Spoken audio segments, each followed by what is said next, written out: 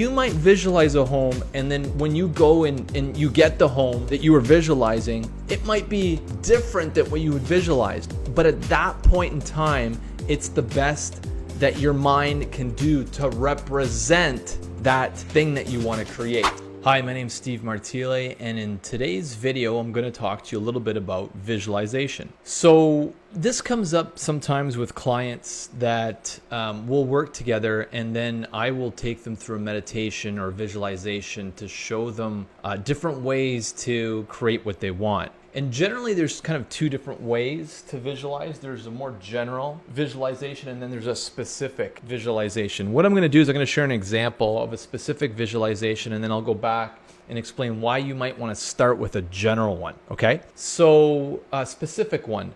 So 13 years ago, 14 years ago, quite a while ago, I had, and I talk about this in my book, 7-Day Manifestation Experiment, but I had basically moved in with my parents for about a year in my early 30s because we were selling our home in Toronto and we were looking to potentially either rent or buy something in the city where my parents live. And so I'd gotten this job. I was working in the city where my parents live. I was living at their house. And near the end of about 8 months into that transition, I had started to realize that my wife and I weren't on the same page when it came to creating a house that we wanted. You know, I was getting a lot of showings, a lot of listings, and we weren't getting stuff that she really was interested in. So what I decided to do is I started to be more deliberate and visualize living in this home. And I honestly did it for about 3 months. It was like November, December, and then January, early February, we moved into the house.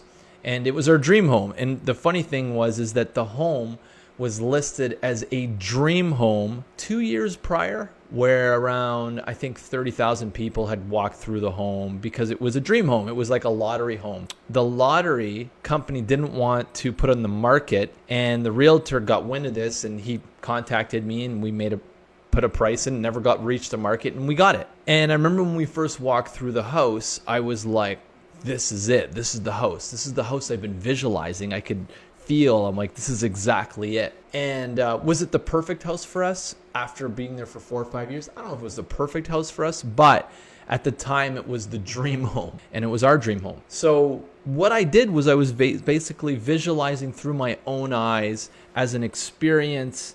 And I always tell this to clients is that always do your best to create meaningful experiences in your visualization.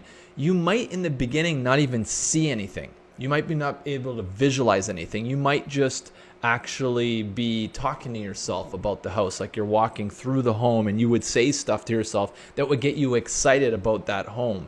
But remember, always come from the outcome. What is the outcome? What is it like when you're living there? What is the experience you're having?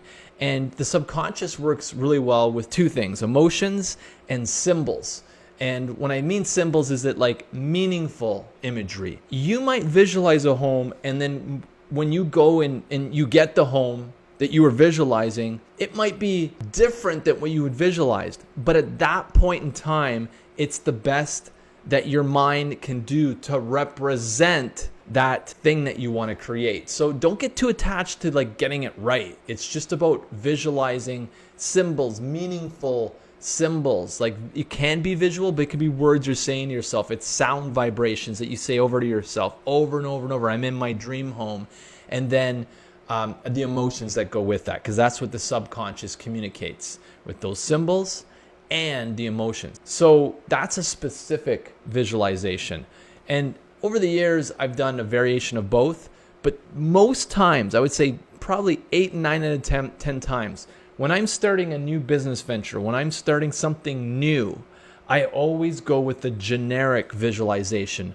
Why? Because, 2 reasons. One is because if I go too specific and I get something that I think that was what I visualized, but it ends up not working out for me, that has happened to me as well, where I was like I'm going to use the word attached to a specific outcome. I would visualize it, and then it did not come to fruition because in order for that to work, the other people that I was visualizing having this experience with were not ready for the experience that I was ready for. And because of that, there was a conflict. Now, maybe because that person has chosen a different direction or experience for this lifetime, and therefore me visualizing doing something specifically with them is not in alignment with them. It might be in alignment with me, but because it's not in alignment with them, there's resistance. It doesn't take shape. It doesn't show up in the physical 3D world. So that's kind of like an example of a specific outcome where it didn't work out for me. So I can tell you, like, when I do start a new venture, a new business, I always think of a new creative project. I always go general because I always let the higher mind give me the right direction, the right nuances, the right insight, the right information, then move me in a specific direction. And the reason I do that is because if I go general in the beginning, I don't know, my physical mind doesn't know how the result is going to show up. The higher mind knows. And because the higher mind is giving me information, if I go general, and I'll explain a bit what I mean by that. If I go general, then what will happen is that the higher mind will give me some insight or information or an idea, and then I will act on it. And I'm excited about it. So I'm following my highest excitement. Then I take the next step, and then the higher mind's like, okay, here's another thing.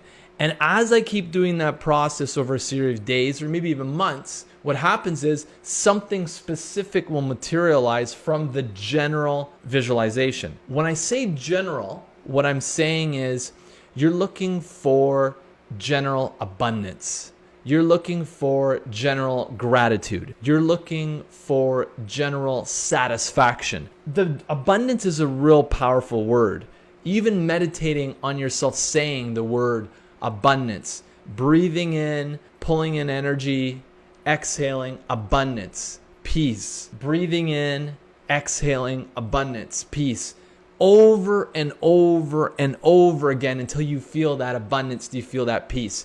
You may get flashes of images of insight during the visualization, and those could be downloads coming through your pineal gland saying these are like representative of a way you're vibrating and you're experiencing this energy at this point in time. But during the day is to completely let go of whatever shows up, act on your highest excitement, and let whatever shows up unfold.